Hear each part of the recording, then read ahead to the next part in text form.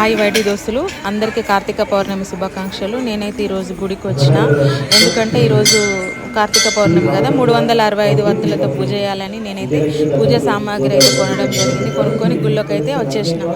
చామంతి పూలు, ఉసిరికాయలు, దీపము, నెయ్యి 365 వత్తులు, పువ్వొత్తులు ఇవన్నీ తీసుకొచ్చిన. నేను ఫస్ట్ దీపాన్ని పెట్టి చామంతి పూలతో ఇట్లా అలంకరణ చేసిన తర్వాత మళ్ళీ చుట్టూ ఉసిరికాయలు పెట్టి వాటిని కూడా చామంతి పూలతో అలంకరించి అట్లనే పువ్వొత్తులు కూడా తీసుకొచ్చినాం అన్నమాట. గుండ్ర ఉంటాయి కదా, పువ్వొత్తులు కూడా తీసుకొచ్చినాం.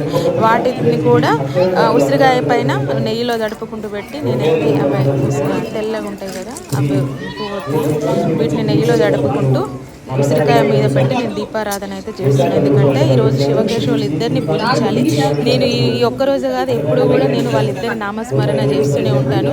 శ్రీ విష్ణు రూపాయ శివాయ నమః అనే మంత్రాన్ని నేను ప్రతిరోజు 24 చదువుతూనే ఉంటాను నా మనసులో.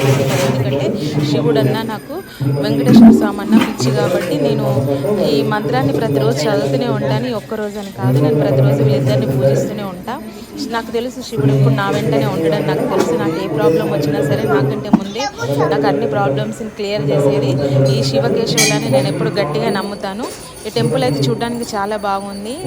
వెంకటేశ్వర స్వామి టెంపుల్లో అన్ని అంతరాలయాలు ఉన్నాయి. చాలా చాలా చిన్న ఆలయాలు, పెద్ద ఆలయాలు కూడా ఉన్నాయి. అన్ని దేవుళ్ళు ఒకే దగ్గర ఉంటారనే ఉద్దేశంతో నేను ఈ వెంకటేశ్వర స్వామి టెంపుల్కి అయితే వచ్చి పూజ అయితే చేస్తున్నా.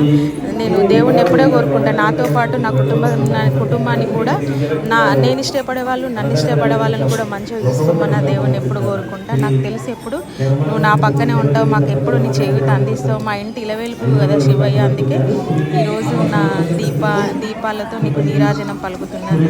శ్రీ విష్ణు రూపాయ శివాయ అనే మంత్రాన్ని నేను ప్రతిరోజు జపించినట్టే మా వాళ్ళందరూ కూడా నిన్నే మొక్కుతారు మా ఇంట్లో. నాకు తెలుసు, మా తాతల తండ్రులప్పటి నుంచి కూడా పూజించడం మా అందరికి అలవాటు.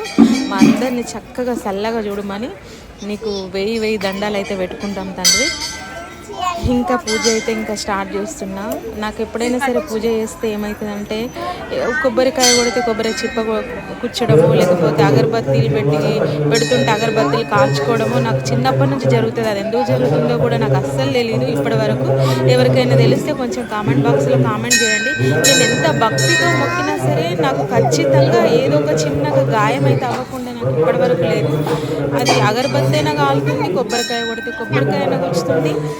నేను అయితే భయంగానే చేస్తాను కాదు, నాకు అట్లా అవుతుంది. ఎందుకు అవుతుందో ఇప్పటివరకు నాకు అర్థం కాలేదు. ఇన్ని సంవత్సరాలలో నేను ఎప్పుడు మొక్కినా నాకు ఇదే తంతు. చాలా భయంగానే పూజ చేస్తాను, భక్తితోనే పూజ చేస్తాను, ప్రేమతో. కానీ దేవుడు ఇప్పుడు నాకు చిన్న గాయం అయితే ఖచ్చితంగా కలిగిస్తాడు. అది ఎందుకు నాకు తెలియదు. మీకు ఎవరికైనా తెలిస్తే ఖచ్చితంగా కామెంట్ బాక్స్లో కామెంట్ చేయండి. శివుణ్ణి మొక్కిన ప్రతి ఒక్కరికి మంచి జరుగుతుందని నేనైతే గట్టిగా ఖచ్చితంగా చెప్పగలను. ఎందుకంటే నాకు చాలాసార్లు చాలా టైమ్స్ జరిగింది ఇట్లా. నేను ఏ చిన్న ప్రాబ్లం వచ్చినా, ఏ చిన్న కష్టం వచ్చినా, నాకు ఏం జరిగినా సరే శివయ్య నువ్వే నా తోడు, నాకు నువ్వు తప్ప ఇంకెవరు దిక్కులేరని నేను అంటాను కదా, వెంటనే నాకు దానికి పరిష్కార మార్గం అనేది ఖచ్చితంగా కనిపించింది. అందుకే శివుడు అంటే నాకు చాలా ఇష్టం. అందరినీ మొక్కుమని నేనైతే చెప్పను, కానీ మొక్కిన వాళ్ళకైతే కష్టాలు తీరుస్తాడనైతే నా నమ్మకం. ఇదైతే గట్టిగా చెప్తా. ఓం నమ శివాయ అనే పంచాక్షరి మంత్రం ఎప్పుడు నా నాలుక పైననే ఉంటుంది. మా ఇంట్లో శివుడికి నేను ప్రతిరోజు నిత్య అభిషేకం అయితే ఖచ్చితంగా చేస్తాను శివుడికి. మా ఇంట్లో అభిషేకం చేయని రోజు నాకు అస్సలు మంచిగా అనిపించదు. శివాభిషేకం జరగని రోజు నేను ఏం తినకపోయినా సరే ఒక రోజు నేను దాన్నైనా మర్చిపోతున్నాను, కానీ శివుడికి అభిషేకాన్ని మాత్రం నేను అస్సలు మర్చిపోను. ఎందుకంటే ఈరోజు నేను ఇట్లా నిల్చున్నాను, నా కాళ్ళపైన నేను నిల్చొని ఈ స్థాయిలో ఉన్నానంటే దీని అంతటి కారణం నా శివయ్యే. నా శివయ్య లేకపోతే నాకు ఈ జన్మే లేదు, నాకు ఈ బతికే లేదు. నేను ఈరోజు ఇలా బతికి నా అమ్మ నాన్నలని, మా అక్క చెల్లెలని, మా అక్కని, మా అన్నని, నా ఫ్యామిలీని నేను చూసుకుంటున్నాను అని అంటే దీని అంతటి కారణం నా శివయ్య అని చెప్తాను నేను. ఎందుకంటే నేను ఏ స్థితిలో ఉన్నానో ఆ స్థితి నుంచి నన్ను పై స్థితికి తీసుకొచ్చింది మాత్రం శివయ్య. నేను ఏడుస్తూ బాధపడి ఎప్పుడైనా ఏదైనా కోరిక కోరితే ఆ కోరిక తీర్చకుండా అయితే నాకు ఇప్పటివరకు అయితే ఈ దేవుడు లేడు. అందుకే ఓం నమ శివాయ అనే పంచాక్షరి మంత్రాన్ని మాత్రం ఎప్పుడు నాలుక పైన ఉంటుంది. అందరూ కూడా శివయ్యను మొక్కండి. శివారాధన అనేది చాలా మంచిదని నేను చెప్తాను. మళ్ళీ చెప్తుందని అనుకోకండి. నా పూజ అయితే నేనైతే ఇంకా మాట్లాడుతూ వీడియో తీస్తూ చెప్పలేను కాబట్టి నేను వాయిస్ ఓవర్ అయితే ఇస్తున్నాను. ఇంకా నేను దీపారాధన అయితే చేశాక నేను కొబ్బరికాయ అనేది కూడా కొట్టేస్తున్నా. జీవితంలో నాకు ఇంత మంచి సక్సెస్ ఇచ్చిన ఈ శివయ్యకు నేను ఏదో ఒక రోజు మా ఊర్లో శివాలయం కట్టాలన్న నా ఆకాంక్షని మీరు అందరూ కూడా నెరవేరుస్తారని నేను అనుకుంటున్నా. మా ఊర్లో కెల్లమ్మ టెంపుల్ కడుతున్నారు. దాని అనుబంధంలోనే నేను ఒక శివాలయం ఏర్పరచాలనుకుంటున్నాను. ఎందుకంటే మాకు గుడి ఉంది కానీ అందరు రావడానికి అక్కడ మా ఊర్లో ఒప్పుకోరు.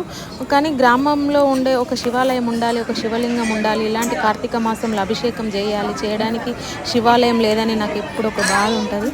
ఆ శివాలయం నిర్మించాలన్న, శివలింగాన్ని ప్రతిష్ఠించాలన్న నా కోరికను అందరూ మన్నించి అందరూ నాకు సహకరిస్తారని అనుకుంటున్నాను. ఓం నమః శివాయ.